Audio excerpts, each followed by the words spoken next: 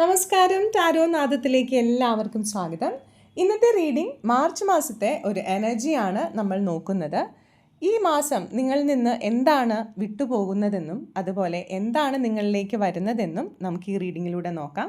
നമുക്ക് കാർഡുകൾ ഷഫിൾ ചെയ്ത് 2 കാർഡുകൾ എടുത്ത് വെക്കാം. ഓക്കെ, നമുക്ക് ഓരോ കാർഡുകളും റിവീൽ ചെയ്യാം. എന്താണ് നിങ്ങളിൽ നിന്ന് വിട്ടുപോകുന്നത്? ഓക്കെ, ഡെവിൾ എനർജിയാണ് വന്നിരിക്കുന്നത്. ഓക്കെ, അതുപോലെ എന്താണ് നിങ്ങളിലേക്ക് ഈ മാസം വരുന്ന എനർജി? 6 ഓഫ് കപ്സ് എനർജിയാണ്. മാർച്ച് മാസം നിങ്ങളെ വിട്ടുപോകുന്നത് ഡെവിൾ എനർജിയാണ്. നിങ്ങൾ മാനസികമായി അടിമത്തവും നിയന്ത്രണവും അനുഭവിക്കുകയായിരുന്നു.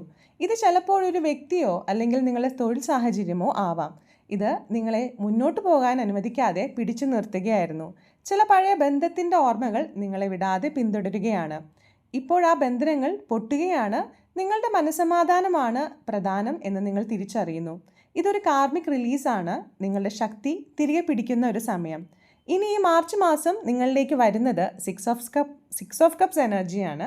നിങ്ങളിലേക്ക് വരുന്നത് സത്യസന്ധമായ ബന്ധങ്ങളാണ്. നിങ്ങളുടെ പഴയൊരു സുഹൃത്ത് വീണ്ടും പ്രത്യക്ഷപ്പെടാൻ സാധ്യതയുണ്ട്. എന്നാൽ നിങ്ങളെന്ന വ്യക്തി മാറിയിട്ടുണ്ട്. ഇനി അറ്റാച്ച്ഡ് ആവാതെ ലൈഫിലേക്ക് ആളുകളെ സ്വീകരിക്കാൻ നിങ്ങൾ റെഡിയാണ്.